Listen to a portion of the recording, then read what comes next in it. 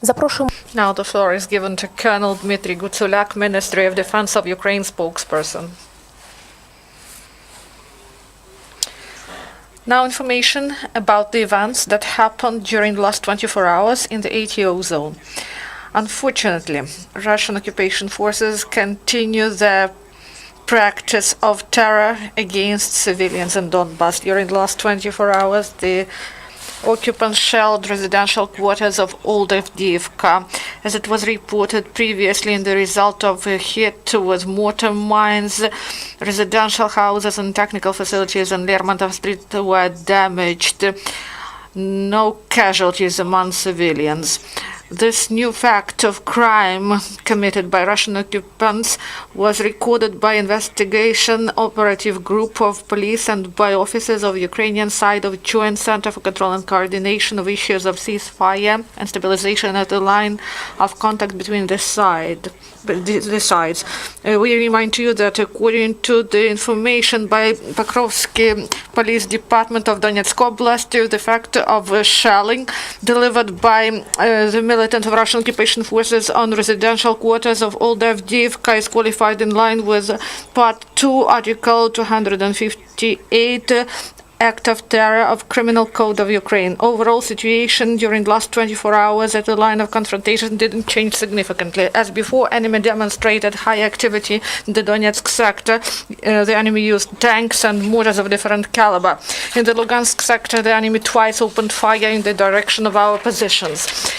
The enemy used 120mm mortars against our positions in the region of Troitsk later at about 8:35.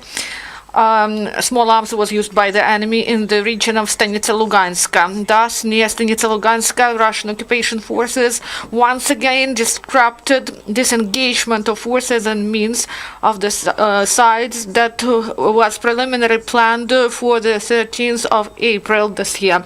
Ukrainian side of JCCC informed about this fact as a MMOCE. And Ukrainian armed forces are ready for disengagement of forces and means in the region of Stanitsa Luganska, providing the leaders of occupation administrations of Russian Federation adhere to provisions of the Minsk agreements.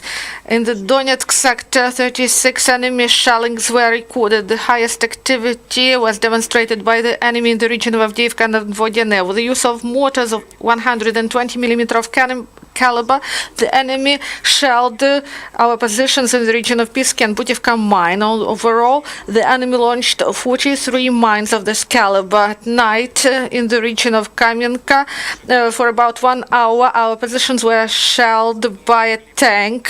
16 shots were made.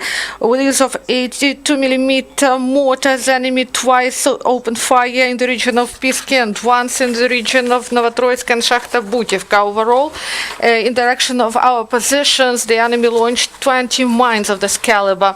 Enemy used small arms, large caliber machine guns, grenade launchers of different types against our positions in the regions of Avdiivka, Vodiane, Gnutovo, Kamenka, Lebedinske, Nevelske, Novotroitske, Opetne, Pavlovpil, Pisky, Pishevik, Первомайska, Telekivka, Shirokina, and Butivka mine.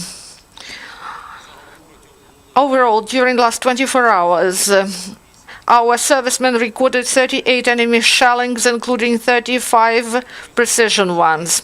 In order to preserve lives and health of military personnel, the servicemen of the armed forces of Ukraine 14 times were forced to return fire using weapons that are not prohibited by the Minsk agreements. In the result of enemy shellings, there were no casualties among Ukrainian servicemen. According to the information provided by the main intelligence department of the Ministry of Defense of Ukraine, Russian Occupation Command intensified measures to reinforce administrative and police regime in the regions of deployment of units and large units of Russian occupation forces, including on the 11th of April this year, under command of representatives of FSB of Russian Federation, with participation of forces and means of so-called law enforcement bodies of republics. Extremely severe limitations were introduced for local residents in the region of Novoazovsk. where entry and exit without permission was not allowed, documents and telephone numbers were recorded, and searches in houses were carried out. These measures of occupants raised dissatisfaction among local residents. And lastly, I would like to inform that according to the information provided by the press center of ADO headquarters in Solidar, there was a working meeting of command of Ukrainian side of Joint Center of Control and Coordination with a special representative of OSCE chairperson in the trilateral contact group for implementation of peaceful plan in the east of Ukraine, Martin Saydik.